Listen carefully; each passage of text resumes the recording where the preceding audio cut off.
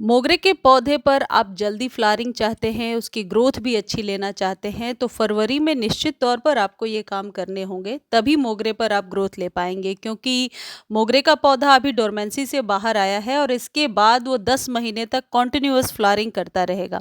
तो स्प्रिंग का जो सीज़न होता है, ये बहुत ही आप कह सकते हैं हमारे पौधों के लिए इम्पॉर्टेंट सीज़न है, यानी कि इसमें यदि आप अच्छी फीडिंग नहीं कर पाते हैं और बाद में खाद देते रहते हैं तो उस तरीके का रिजल्ट नहीं ले पाते जैसा कि अभी फीड करने से आप ले पाते हैं। बल्कि कई सारे गार्डनर्स का कहना है कि साल में 2 बार ही अपने पौधों को अच्छी फीड देनी चाहिए, स्प्रिंग में और रेनी सीज़न के बाद। तो ये वो सही टाइम है कि आप अपने मोगरे की सही केयर करें और बहुत जल्द आप यूँ कलियाँ बनना शुरू हो जाएँ। सबसे पहले आपको ये करना है कि मोगरे के पौधे पर कटिंग करनी है। यदि अभी तक आपने नहीं किया या लास्ट वीडियो में मैंने आपको बताया था कि किस तरीके से अभी आप इसकी कटिंग कर देंगे। कटिंग करने से एक तो पौधे को शेप मिल जाएगी और जो न्यू ब्रांच आएगी उस पर ही आप ज़्यादा गुच्छों में फ्लावरिंग ले पाएँगे। पुरानी जो स्टेम है वो अभी नहीं तो कुछ दिनों में ज़रूर सूख करके गिर जाएगी। देखिए, मैंने अपने इस मोगरे को बिल्कुल हार्ड प्रूनिंग कर दिया है। आप चाहें तो हार्ड प्रूनिंग भी कर सकते हैं और थोड़ी सॉफ्ट भी कर सकते हैं। या फिर बहुत ज़्यादा पौधा फैल गया है तो आप कटाई-छँटाई कर दीजिए। हमारे पौधे पर अभी न्यू पत्तियाँ आ रही हैं, क्योंकि जब ये डोरमेंसी में पौधा जा रहा था उसके पहले भी मैंने कटाई कर दिया था। ऐसा करने से पौधा बहुत जल्दी घना हो जाता है। अब दूसरा आपको दूसरी जो इम्पोर्टेंट टिप है जो आप ज़रूर फॉलो करेंगे वो है गुड़ाई।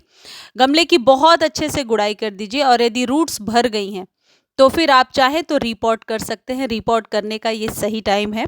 रीपॉट करने के लिए जो सॉइल मीडिया आप तैयार करेंगे उसमें आप 50% गार्डन सॉइल में 30% कंपोस्ट और 20% सैंड मिला लीजिए, जिससे मिट्टी भुरभुरी बनी रहेगी। और जो कंपोस्ट है 30%, उससे आप अपने पौधे पर बहुत जल्दी न्यू लीव्स ले पाएंगे। यदि आपके पौधे की पत्तियां गिर जाती हैं तो उससे आपको छुटकारा मिलेगा। अब यहाँ पर एक बात मैं रेकमेंड करना चाहूँगी कि जब कलियां बनने लगती हैं तब कई लोग ऐसा कहते हैं कि कली बनती तो है लेकिन बहुत जल्दी सूख जाती है। तो मैं समझती हूँ कि यदि शुरू में ही जब पौधा ग्रो कर रहा है और आप अच्छी खाद दे देते हैं तो पौधे की जो स्ट्रॉन्ग रूट होती है जिस वजह से आपकी कलियां गिरती नहीं हैं। आप ऐसा करके देखें, हो सकता है ये वाली प्रॉब्लम आपके साथ हो कि कली गिरने लगे या बहुत जल्दी सूख जाए कलियां, तो उस प्रॉब्लम से भी आपको छुटकारा मिल जाएगा। अब गुड़ाई करने के बाद आप खाद रेडी कर लीजिए। और इस ये जो खाद है ये मैं ऑर्गेनिक तरीके से भी बताने वाली हूँ और केमिकल फर्टिलाइज़र भी बताने वाली हूँ। आप जो चाहें दोनों में से कोई भी इस्तेमाल कर सकते हैं। अब आप ऊपर से 1 इंच कम से कम सॉइल को हटा दीजिए और हटाने के बाद इसे सूखने दीजिए। कम से कम 3-4 घंटे के लिए सूखने दीजिए, जिससे कि जड़ों तक हवा जाए। और आपको 1 चम्मच भर के लेना है डीएपी। डीएपी को पानी में भिगोकर रखना है कम से कम 10 घंटे के लिए। आप चाहें तो रात में ही भिगो दें यदि अगले दिन आपको वाटरिंग करनी है। दूसरी चीज़ आपको लेना है ये मूँगफली के छिलके। मूँगफली के छिलकों को इकट्ठा कीजिए, एक बार पानी में भिगा दीजिए, निकाल करके फिर धूप में सुखा दीजिए। पानी में भिगोना इसलिए भी ज़रूरी है क्योंकि ये नमक में भुना जाता है और इसे डायरेक्टली यदि हम गमले में इस्तेमाल करेंगे तो हो सकता है इससे हमारे पौधे को नुकसान पहुँचे। तो एक बार पानी में डालने के बाद निकालिए छानकर और धूप में सुखा लीजिए। अभी मैं आपको बताऊंगी कि मूंगफली के छिलके में क्या पाया जाता है और ये हमारे पौधों के लिए ज़रूरी क्यों है। और ये देखिए, मैंने सुखा रखे हैं मटर के छिलके और केले के छिलके और ऑरेंज पील्स। यहाँ पर आप आलू के छिलके भी सुखा सकते हैं। इन सबको आराम से आप 3-4 दिनों तक सूखने दीजिए। सूखने के बाद कुछ इस तरीके से रंगत नज़र आएगी।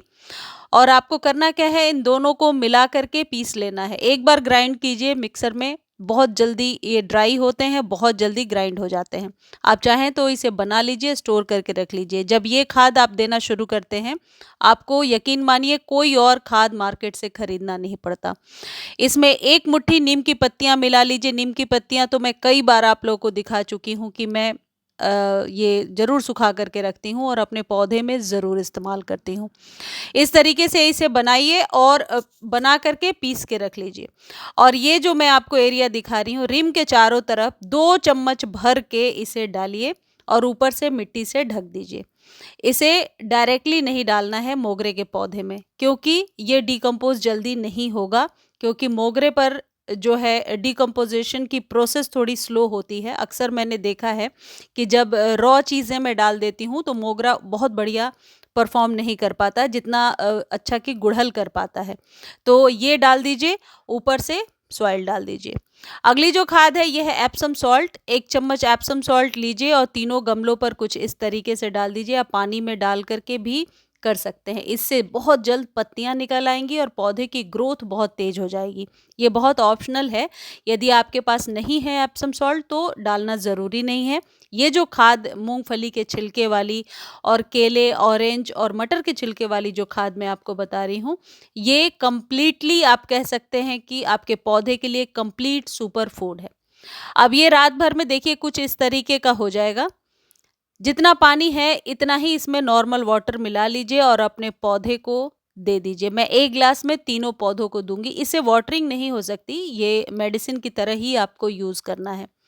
ड्राई फॉर्म में देने से मोगरा बहुत जल्दी परफॉर्म करेगा और बहुत ही जल्दी ग्रोथ दिखाएगा।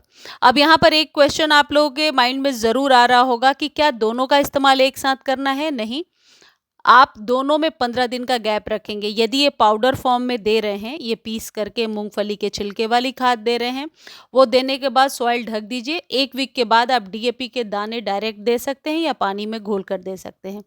ये जो एप्सम सॉल्ट है इसे भी 15 दिनों पर रिपीट करना है, यानी एक बार दे दीजिए। इसे किसी के साथ दे सकते हैं, डीएपी के साथ ही डाल दीजिए या फिर ये जो ऑर्गेनिक आपको पील्स वाले फर्टिलाइज़र बताए हैं इनके साथ डाल दीजिए।